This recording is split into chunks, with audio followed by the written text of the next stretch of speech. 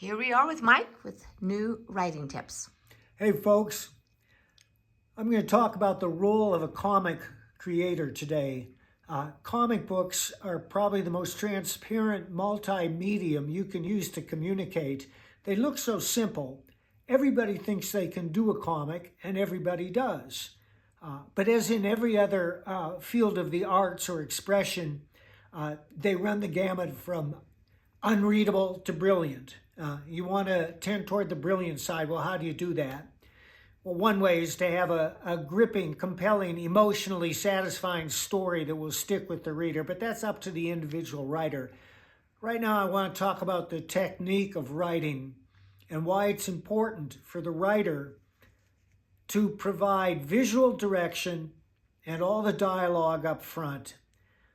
You provide the visual direction because you can see it in your mind. This is not to usurp the part of the artist. I've worked with many artists who say, I saw what you wrote and I want to try it this way, and if it makes sense, I'm happy to do that. So it's not a hard and fast rule. But generally, if you see it in your head, you want to provide the art direction to the artist, and I often do, especially when there's an action sequence. You can't leave the action sequence up to the artist unless the artist is really skilled at showing the action in a logical manner that unfolds in an exciting and dynamic way. I'm speaking specifically of fight choreography. You know, I've picked up a lot of comics that had Kung Fu in the title, and none of them had any Kung Fu. It was just a selling point with writers who are not familiar with the martial arts.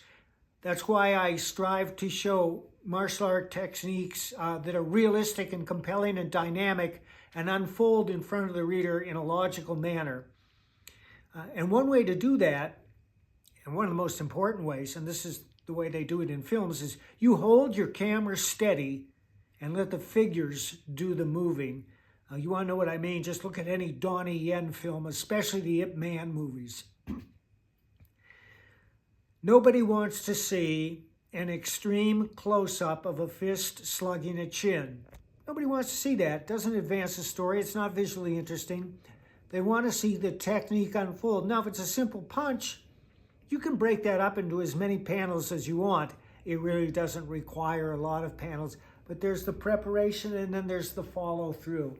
You hold your camera at mid-range distance so you can see the characters. You don't shift around. The person on the left stays on the left. The person on the right stays on the right. You know, we always talk about the Marvel method, and that was when Stan Lee would write a short description of the book, and it was probably no more than one page. Then he'd pass it off to Jack and say, "Here, Jack, you figure it out," thereby delegating all responsibility for art direction to Jack Kirby. Fortunately, Jack Kirby was a genius, but all artists aren't geniuses. So you have to tell them what they're looking at. And it's okay to ape a screenplay, mid-range, far range, and especially left to right. I like to show action unfold from left to right because that's the way people read. But occasionally it unfolds from right to left, and that's okay too. It's important also to include all dialogue. You do this so that the artist knows how his character is acting. Who is the actor that is reciting these words? An actor who says, "That's it, we're all going to die," is not going to have the same expression as an actor who says, "Oh, what a wonderful day." The artist has to know the mood, the scene, and the dialogue to get the characters right. I will often provide casting suggestions for characters I create right off the top of my head, like, this guy should look like Ernest Borgnine. These are not hard and fast. I don't expect the artist to look up Ernest Borgnine and copy his pictures literally, but I want him to be aware of the type of character I'm looking for. And in the case of Ernest Borgnine, it's a stocky, well-muscled, somewhat dour individual of middle years. As you know, for many years I wrote comics by drawing each page out by hand. I no longer do that. I write full scripts, but everybody's happy with my full scripts because they don't go on and on. They're terse, they're to the point, and I provide all the dialogue. And I've said this before, I'm just going to throw it in again, but every time I read anything I've written, I find a way to improve it by taking words out. And that's it. Yeah.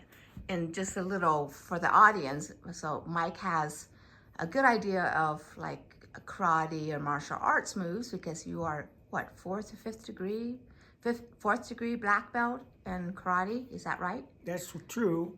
Okay, so from personal experience. All right, any words of wisdom to leave with your audience? The hat, folks. Always take a hat.